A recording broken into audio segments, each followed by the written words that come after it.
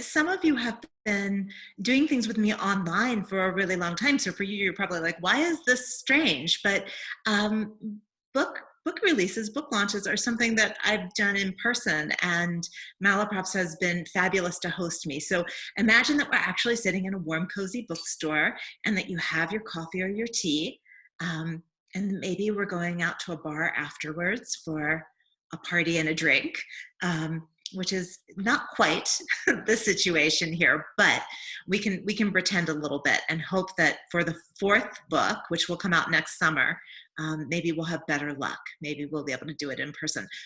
But the plus is that many of you, I think, who are here are not Asheville. So, it's fabulous to be able to have all of you here and present for this. So welcome. So for those of you who have taken classes with me, one of the things we were actually talking about before you all came in is that this is not a class. The book events are a little bit different. And so, especially because so many of you are used to seeing me on this side of the screen teaching, just to kind of set your expectations, we really focus in the book events on the book as opposed to just like, hey, teach us about crystals, which maybe someday we'll do that, but we're gonna stick more tightly to this little beauty. It's really the book's party. It's not my party, right? So I'm just gonna read you the preface to get us going. The parking area was unremarkable. A simple pullover next to the ubiquitous Irish combo of hedgerow, gate, and cow style. Each time we visited this particular stone circle, I wondered whether I'd be able to find it again if I came here alone. It felt like my teacher's presence was a key to the magic that seeped into my skin as soon as I opened the car door and began hiking up the hawthorn-edged dirt track. The cows had been here before us, leaving the ground lightly churned. Mindful of droppings, we made our way to the eastern side of the circle, pausing on the threshold to let the quiet of this place ease into our breath and bones. It was a mute moment, an intentional stepping out of the space of our individual lives and into the timelessness that permeates Neolithic sites. This pause, this in-breath, was the beginning of our ritual greeting. We then walked clockwise, our fingers trailing over the stone's granite faces as if to say, wake up, we're here to visit with you.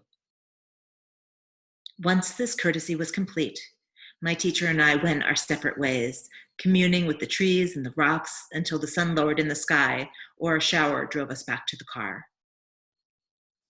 During these long afternoons, I would find a sun-warmed stone and nestle my back into its heat. Resting there, I'd have the strangest daydreams. Soliloquies on the movement of the stars or conversations about the nature of time. Waking as new shadows crossed my face, I'd write it all down for future contemplation. Going over these notes later, I'd wonder how my thoughts had meandered across galaxies and through portals that quantum physics was only beginning to discover. The stuff of these daydreams felt different to me than the way I usually saw the world. The voice of these thoughts, much more resonant than my own. It felt as if the standing stones were dreaming through me or guiding my visions. And I began to see stones and rocks and crystals differently. I began to think of them as teachers whose whispers got louder when I got quieter. This realization eased my yearning for human mentors. I began to take my lessons from the natural world around me. Stones were easy to come by. Take a walk outside and scour the ground, fish a stone out of a creek bed, or visit a local rock shop and buy a crystal that seems to be shining just a little bit brighter than the stones around it. This is the beginning. And it's also the ending if you place your stone on a shelf and forget about it. But if you instead treat this moment as the start of a new relationship, if you get quiet and listen, not just with your ears, but with your whole being, a different kind of knowing begins to unfold.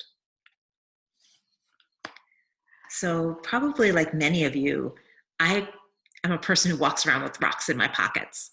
Since I was a little kid, just picking them up, putting them in my pockets, I often find a stone that I don't even remember where or when I picked it up, tucked into a coat that's hasn't been worn for a year, or the pocket of a hoodie when I put it on.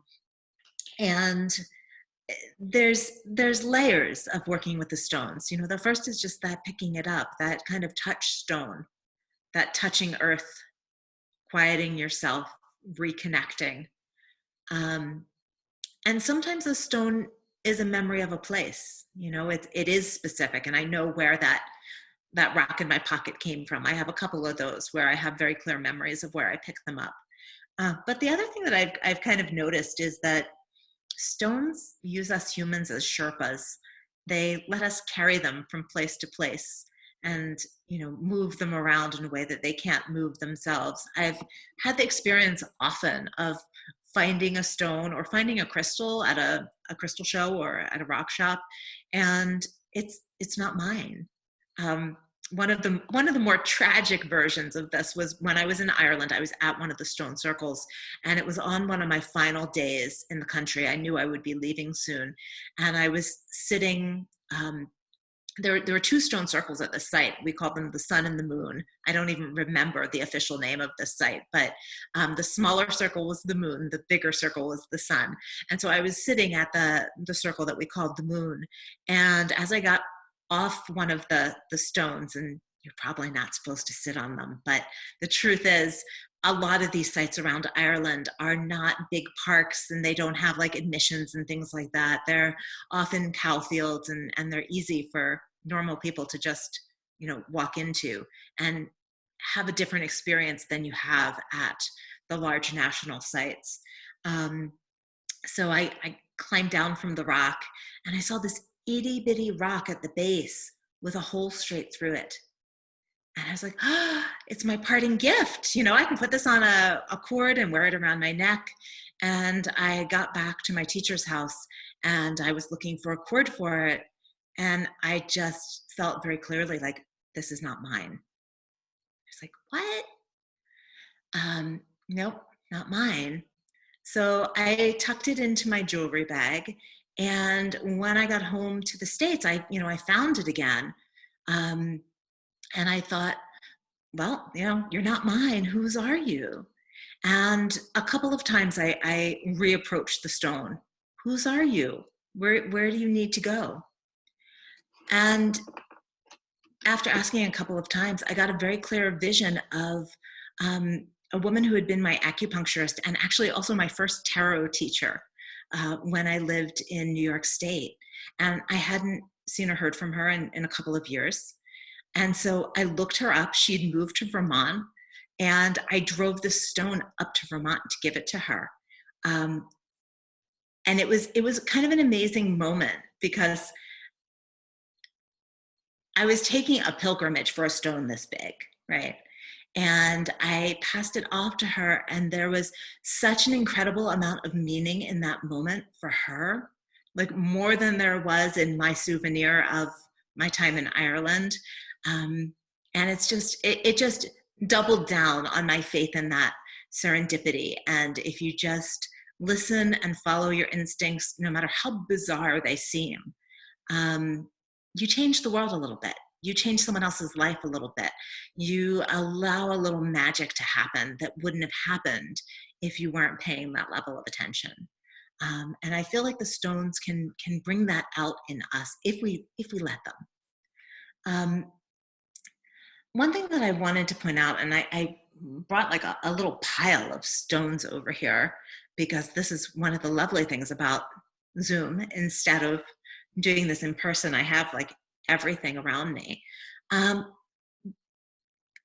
even as recent as like, I don't know, 6-7 years ago, before I really started understanding what these things were, I thought that when you got a stone like this, a crystal like this is clear quartz.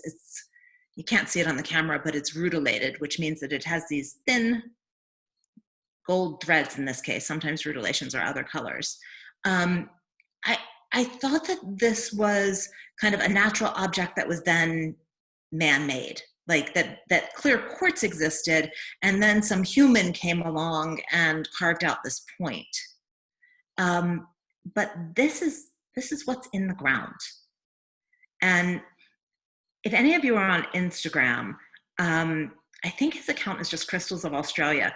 There's a guy from Australia, and he posts pictures of his digs when he goes and digs crystals. There's an incredible picture from just a couple days ago of the dirt. And you can see crystals like this, just like laying in the dirt, like someone came along and lined them all up. And, he was in the process of uncovering them. So you see them kind of half in and half out of the dirt. And it just really gives you an understanding that like they come out of the ground like this. Can you imagine, being a farmer digging in a field 1,000 years ago and stumbling across, and usually you're not going to stumble across one, right? You're like, they grow, the conditions are right. And so many grow in the same place. You begin to understand why these have been considered magical. I mean, look at that. This is what came out of the ground. Like this. A human didn't do this. So I think that when I began to understand that this is not a man-made object, this is an earth-made object, that it really began to sink into me why these have been considered so incredibly special, throughout time. The other thing that I didn't really understand until I got more deeply into crystals is it's not like McDonald's. Like you can't just be like, oh, I'm going to go over to the crystal mine and, grab one of these. The crystals grow in clusters where the growing conditions are right. And there's only so many that grow in any particular place. So sometimes there's like a crystal collection that comes out of the ground, and that's it. They never find anything like that again. So there's also this like preciousness of being rare. Clear quartz grows all over the world, and something this perfect and beautiful is rare. But finding smaller quartz pieces and stuff, not so rare. But then there are other things. What do I have handy here? Like this is Morganite. I don't know that you're going to be able to see the pink on the camera. Let me see if I can. It's pale pink. And it's the same family as aquamarine, which I don't know if you can see is the blue version around my neck. But the pink is pretty rare. And so this becomes a more expensive stone, right? Because there aren't that many of them. And then you have things like amethyst.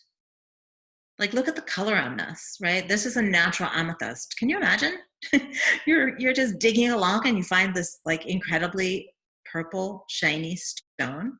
It's miraculous, really. So when you think of it that way, I think you begin to understand just how special these are and why they have been thought of as both precious and magical. So I'm going to read to you a smidge more, and then we're going to take questions. And so while I'm reading, if you have any questions, pop them on into the chat so that we're kind of lined up and ready to go. And what I love to do when we do this in person is a little harder because I know not all of you have your books. But the other thing you can do is if you want to take your deck, if you already have it, and you can shuffle it up and pull a card for yourself. Now, here's the thing with pulling cards. This is all about intention. This is all about you putting your energy, your will out into the world so that you get the right thing. So if you're just like, I'm going to pull a card, well, boom, that's a random card you just pulled. If you want the cards to inform you about something, then you need to form a question or form at least an area of inquiry You know, like it doesn't have to be a hardcore question. It could be something like, you know, I'm really curious what the next week will bring. That's kind of a field of inquiry. And then you think about that while you shuffle the cards, so that we are applying a card to your area of inquiry or your question. So it's not just a random, like, what's this card? It's more, how does this card relate to the question that I have? And that this works whether you, quote, believe in the cards or not. You don't have to believe in them. They're not a god or something like that. They don't require belief. What they do is when you bring an inquiry and you pull a card, that card connects you with a whole chain of thoughts that you might not have thought if you didn't pull that card. So the card opens up an area of inquiry which stands next to the area of inquiry that you had. And then it's your job to say, oh, how do those two things connect and teach me something that helps me to understand better, make a decision better, move forward from a different place. So the cards help you to move yourself to a different place, if that makes sense. So I'm also really happy if you want to pull a card and say, I pulled this card and this was what I was asking about, to read to you that card's interpretation and, you know, help you see what that connection between your inquiry and the card might be. Okay, so let's see. It's already 6:26. And I do want to get to your questions. So I'm going to skip a little bit of the introduction. And I want to cover in particular some of the ways to think about the stones. And for me, a lot of this came out of studying Taoist stone medicine. So after just picking out stones for a while and kind of wondering, like, what, you know, what's this about? How do I work with this? And reading some of the more new agey stuff out there and not connecting with it, I was really excited to discover Taoist stone medicine. I live in Asheville, and one of the main teachers of this, Jeffrey Yuan, comes and teaches at the acupuncture school here. So I took a class with him, and he is incredibly knowledgeable and talks incredibly fast. So I then found one of his students, Sarah Thomas, who's been studying with him for years. She's also here in Asheville, and you can find her online if you're curious about this. Don't ask me to teach you. Go to her. She's been studying with Jeffrey forever, and she just changed the name of her school. I believe it's Upper Clarity School of Stone Medicine, maybe. But look up Upper Clarity, Sarah Thomas, and you'll find her. And she translates Jeffrey really, really well. So Taoist stone medicine is a branch of Chinese medicine that has been around for eons, thousands of years, multiple thousands of years. And stone medicine is considered the primary medicine. It's considered older than plant medicine because the stones, the minerals, break down in the soil and they feed the plants. And then the plants feed the animals, right? So you have the three medicine kingdoms, and you might think this through and go, oh, that's what she was doing with these books. Animal, vegetable, mineral, the three medicine kingdoms. And they're connected through this cycle of the stones provide the minerals in the soil, the plants grow from those minerals, the animals then eat those plants. So this is all connected in a cycle, right?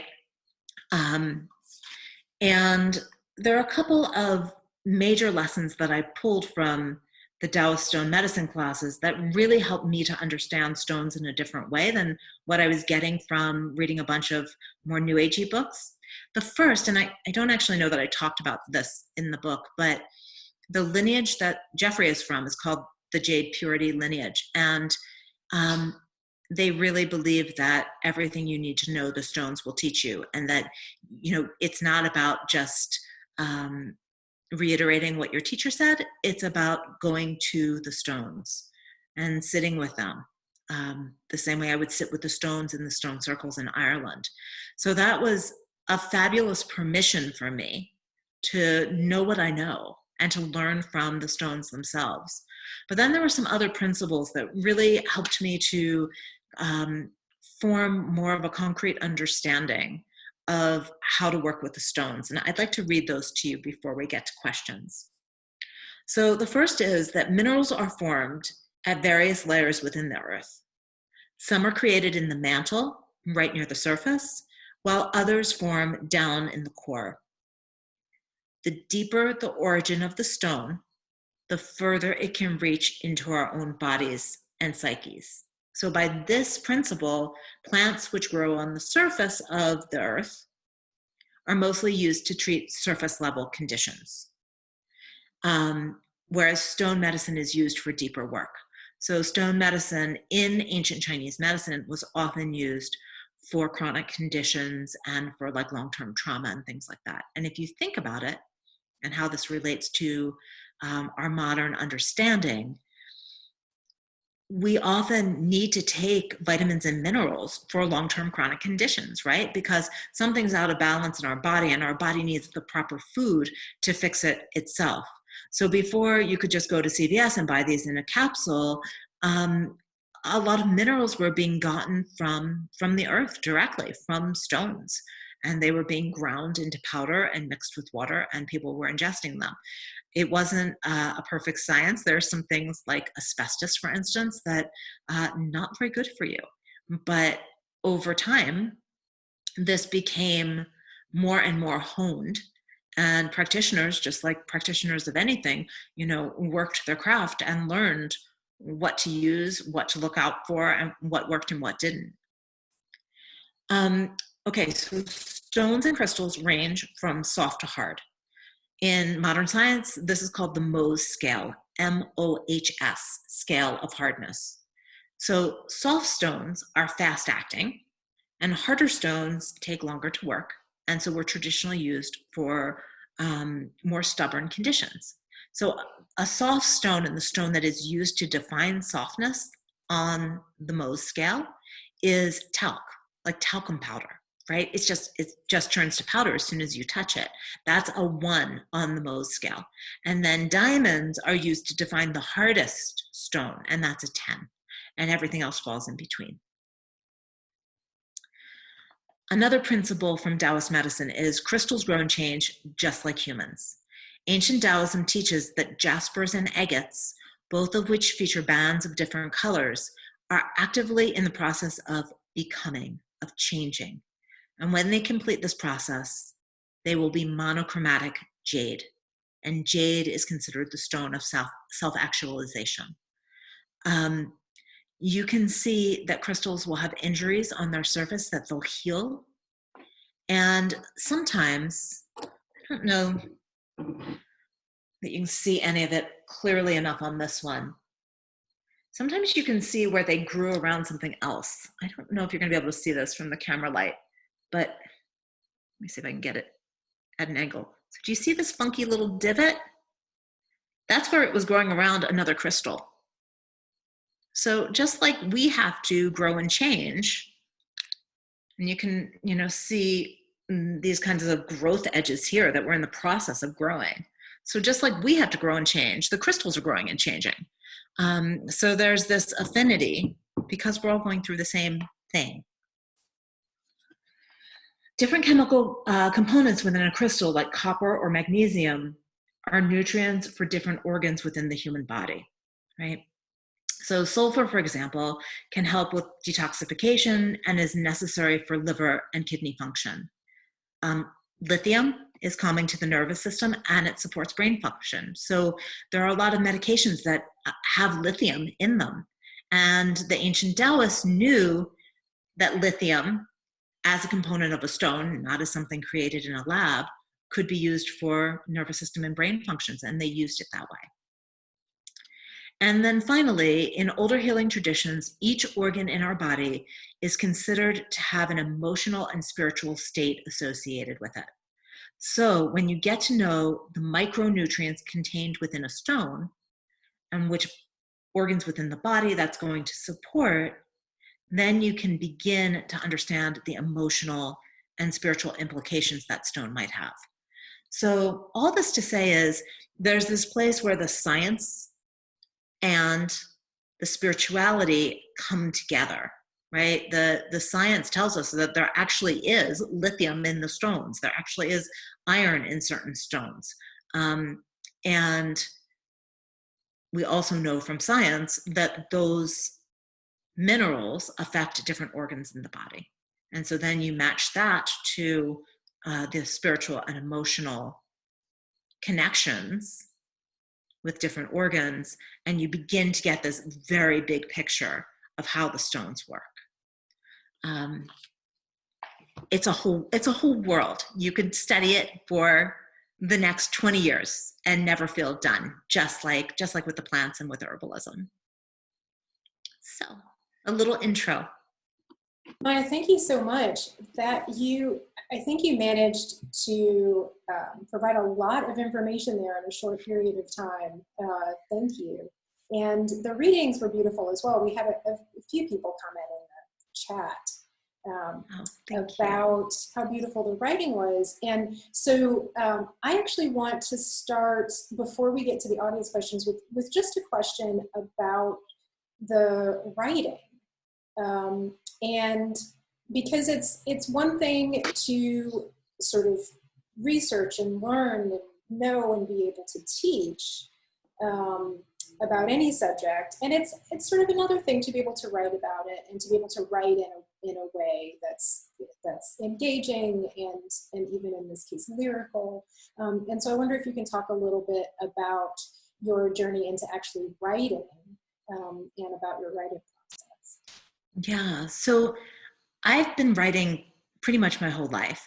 I wrote a book that none of you have read when I was about 9 years old, about a unicorn stuck in a bottle. And it just kind of went on from there. But I tend to be, in my thinking, a person who skips large areas of thought. Like I kind of, a teacher once said to me in high school, you go A to J to L to Z, and you need to fill in the gaps. And so in terms of learning to write and teaching myself to write, which I really did through years of blogging, it's been that filling in the gaps that I always have to remind myself of, that in order for the reader to follow me, I need to very carefully lay out A to B to C to D. I have to put the breadcrumbs on the trail and not just kind of, portal ahead to the next idea. And so for me, that's been a big part of the process, is teaching myself and holding myself to that, going back and rereading and being like, okay, hold on a second. Are you skipping any steps? Can someone else follow your brain waves here? So I think that's been huge in getting to the place where the writing's understandable. In terms of the way the words fit together, I used to write a lot of poetry, and I actually taught poetry for a year up in New York for the 92nd Street Y. I traveled around the schools and taught poetry. So I love the way the words feel in my mouth, and I do a lot of reading out loud.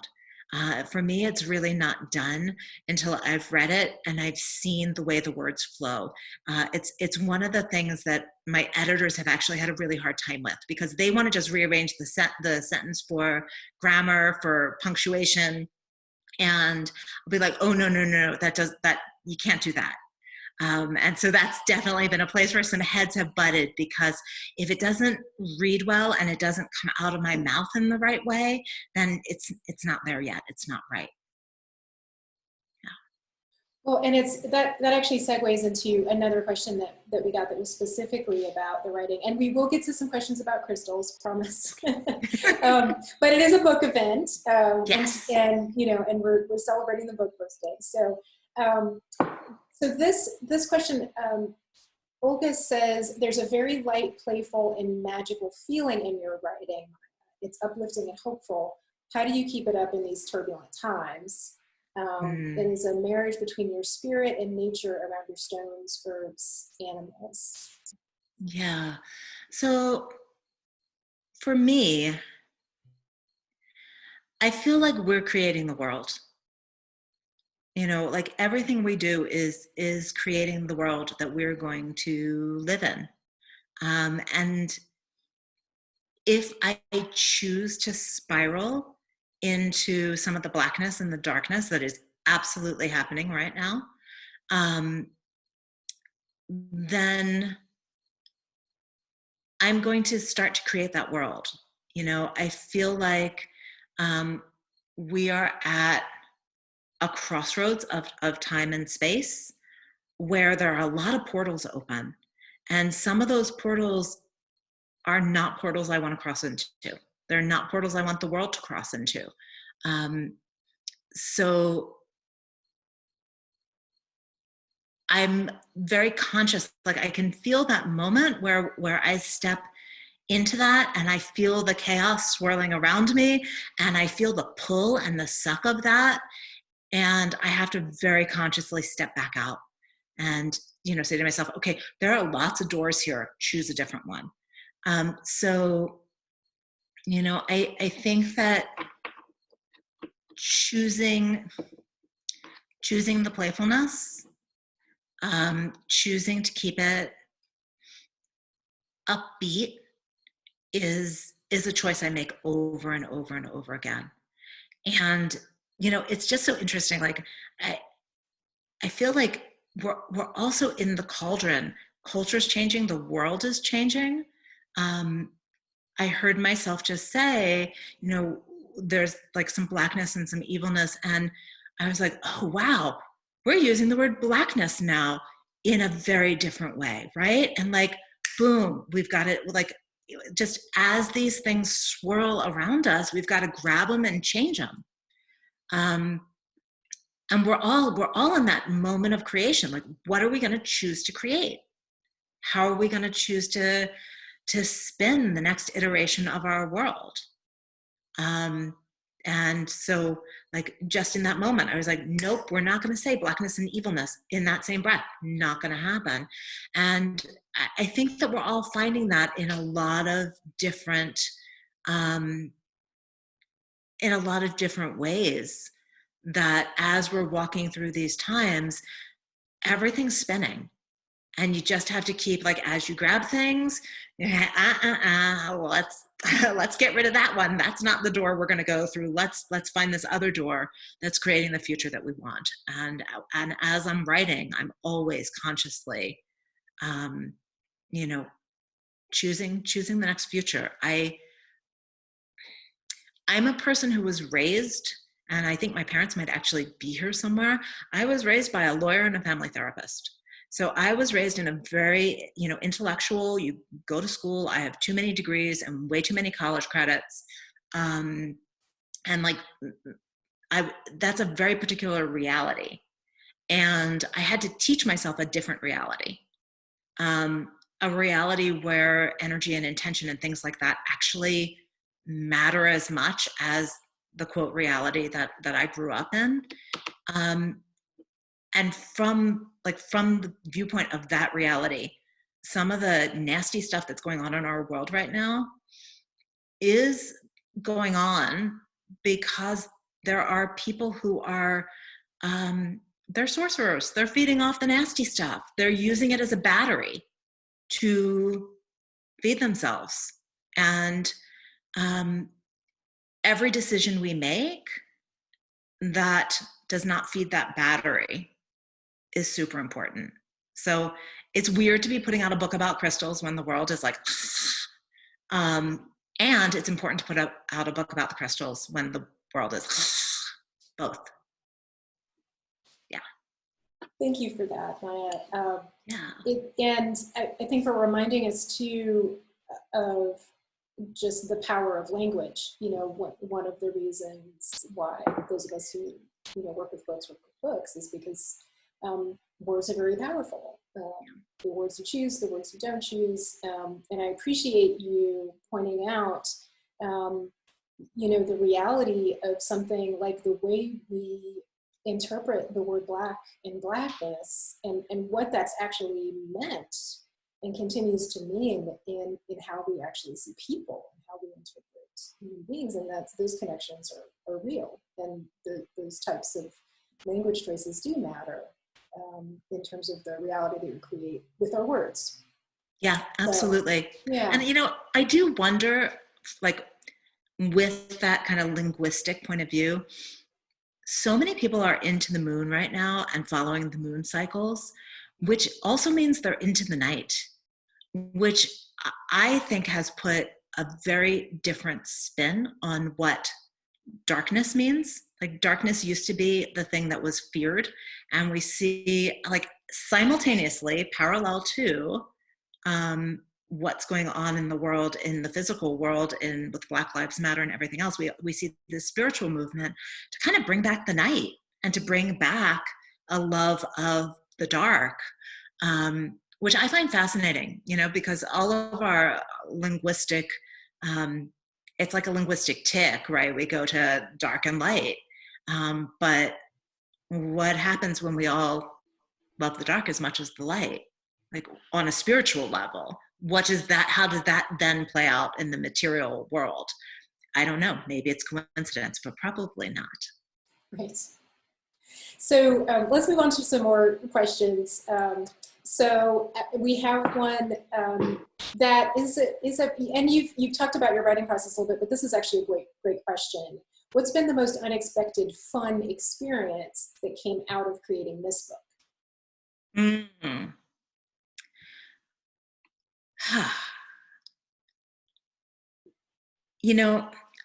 I'm trying to think about this book in particular, because so much of the latter half of this book happened as we moved into COVID. And so it's a little distorted, but I was actually saying to my partner, like, just before we got on, that right before COVID, I had started traveling a lot with the books. And I used to live in Brooklyn, and, I was a teacher. I didn't make much money. I didn't go to the fancy restaurants. And in June of last year, my publishing house brought me to New York for 3 or 4 days for sales conference. And I was wined and dined. The head of Workman Publishing, which is like a super huge publishing house, took me out to dinner.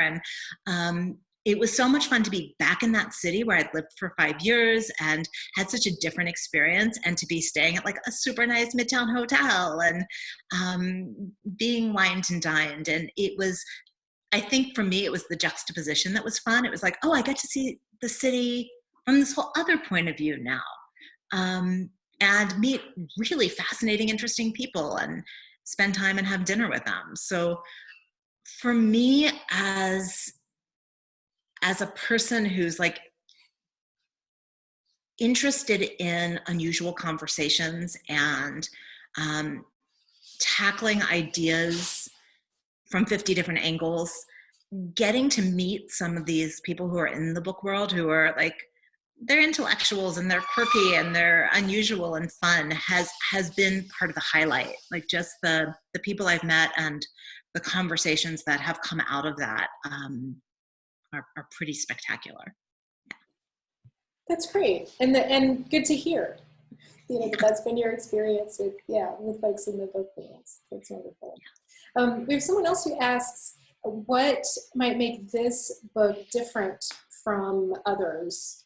And I think by that, others on the same topic, which is another great question. I wonder, I'm wondering whether they're asking others in the series, like the Herbiary and the Bestiary, or others on the topic. So I'm going to answer for Yeah, they said others out there, so I was interpreting it to mean others on the topic. Yeah. But do you correct me if I'm wrong in the chat? Yeah, and so I'll answer it. Like, I think it's actually very different from others on the topic, because what I've seen with books like this is, I'm sorry, y'all. My nose has been running, and I just need to there. Okay, I've been trying to dab like ladylike. It's not going to work. Other books that are written on this topic tend to either go sciencey, like all the way sciencey, or all the way new agey. And there aren't that many books that are kind of like floating in the middle. And I think the other thing, for those of you who have read my other books, is it really kind of, oh, tissues delivered, yay. It really kind of bugs me to like tell you stuff flat out, because your experience might be totally different than my experience. In fact, your experience will be totally different than my experience. And so my goal with all of these books is to kind of like titillate you a little bit, like, isn't this interesting enough that maybe you want to go out and have an experience of your own, as opposed to telling you it is exactly like this.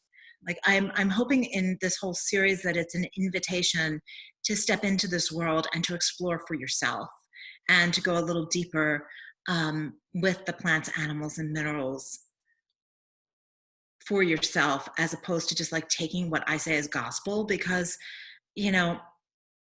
we're all going to experience everything in life pretty differently. And to me, these are all tools for us to get to know what's going on inside us, because from that place, we can then look more clearly out onto the world beyond us.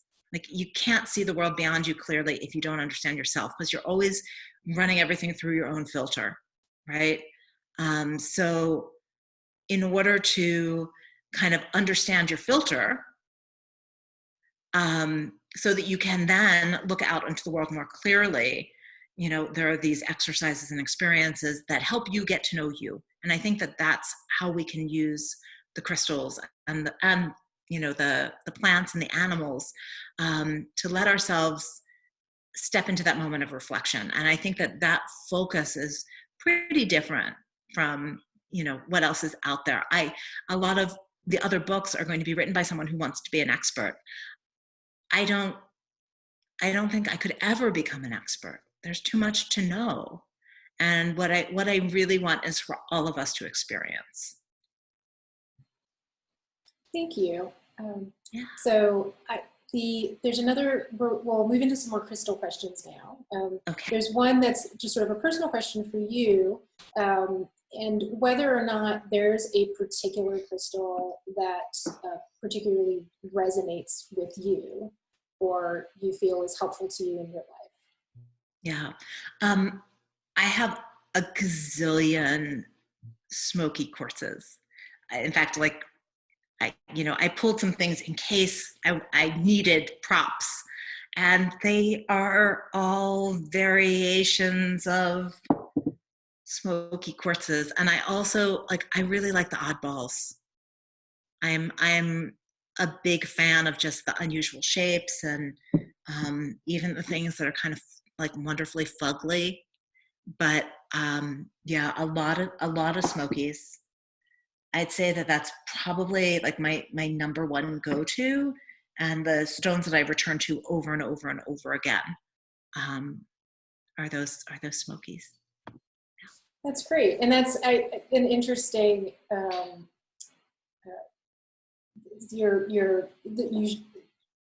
You showed us some things there that speak to embracing imperfection, and also darkness. Back to the conversation we were having earlier, right? So Yeah. I think there's this people. I feel like usually hear the word crystal and think about something sort of shimmery, pale, the clear. Quartz comes to mind probably right away, and probably are not thinking so much about things that are opaque and dark colored and are beautiful and meaningful in a different way. Yeah. And I think for me, some people are very visual in how they look at things and how they choose things. I tend to be more tactile and more I want to see how they feel and how they kind of feel on an energetic level. And I find these very dark stones to be incredibly grounding. Like when I pick them up, I'm like, okay, back to center, back to groundedness. Even I decided to get myself a present for the book launch, and I don't know if you can see. I didn't get something shiny. It's a river stone that was set. So the idea that it has to be shiny is an interesting one to me, like that it has to be like bright and colorful. I think that try using other senses. Use your hands, use your fingertips. If you are someone who can feel energy, one fabulous trick is if you hold a crystal in each hand and you imagine, and you always start by imagining with energy. You just start by imagining that it's true until it becomes true, right? Because we're creating the world. So believe that you can run a line of energy from one hand to the other. And I usually go up, like through my body, and believe that you can feel it. And after a while, you start feeling it. And I find that stones feel different in that way, like when I pick up two of them. And so for me, these smokies, it's what I need. It's like the energy that I want to run through my body is this kind of, really earthy, solid, grounded energy. I think that is the perfect answer to that question. Yeah, about what resonates with you. That's great.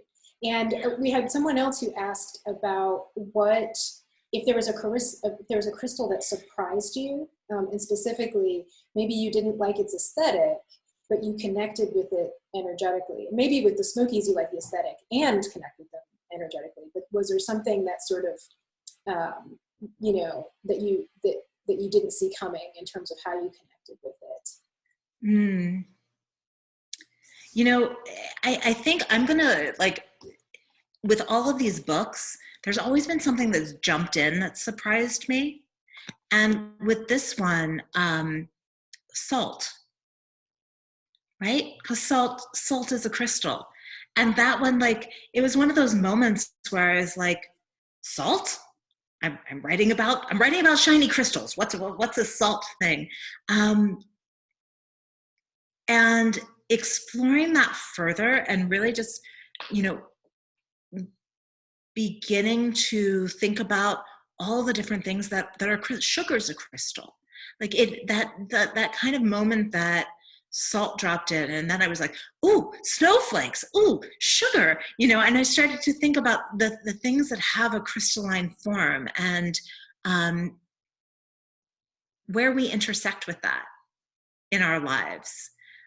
Salt's an interesting one because when we're talking about energy, a lot of these stones are used to transfer energy, literally, not in the woo-woo sense, but you have quartz components in a lot of your electronics because it can store information.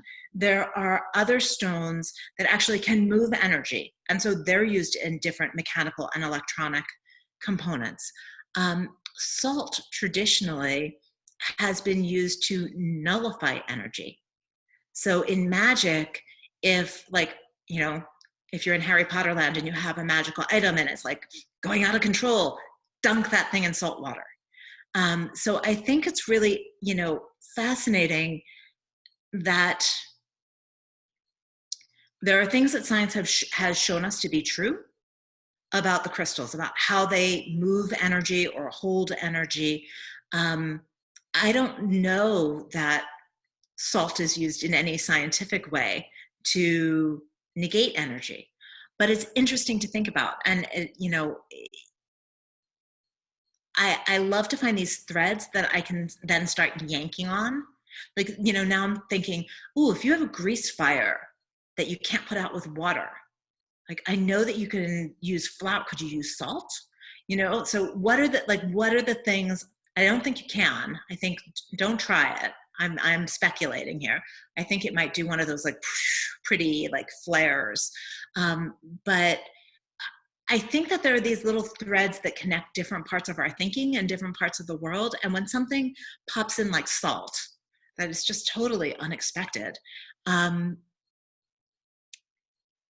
it allows my brain to start going down all those different pathways. And I end up understanding the world a little bit better, if that makes any sense. It does, and that's fascinating. I just realized that we're just a couple of minutes to 7. The time is really fun, and appreciate the wonderful questions that everyone's submitting and your answers. And I'm sorry we won't be able to get to everything, but hopefully everyone has found the answers that we've heard edifying this evening. I think so. And I'd like to end with someone who actually did choose a card. Oh, lovely. Yeah, just because that came up earlier. And I think it's Lorelei. Forgive me if I'm mispronouncing that. I chose the Quaking Aspen card with the intention of what we need to know right now with the changes in our world and humanity itself. Oh, so the Quaking Aspen card is from the Herbiary. So we've got to go back a few books. And it's actually, it's one of my favorite trees, and it's one of my very favorite, it's one of my very favorite cards as well. So let me just find this for everyone. I think this is a perfect Lorelei or Laura-Lee, whichever. Thank you for picking this one, because this is ideal. Quaking Aspen, we are one. Despite the trembling of her leaves, Aspen isn't really scared. How do I know? Because deep underground, all the aspens hold hands. To our aspen trees, to our eyes, aspen trees are individuals, but in their roots and hearts, they're one. This is not mere metaphor. Aspens grow in what's called a clonal colony, sending out underground suckers to find a lovely spot to sprout a sister tree. Aspen groves are amongst the largest and oldest single organisms on the planet. When you see an aspen quivering, it's often with laughter. She giggles gently at the human race, who seem to have forgotten that deep in our roots, we too are one. Aspen asks us to root into this sense of connection so we can let go of our fears. And I'll just show you the picture. So that's a beautiful one to end on. Thank you for that.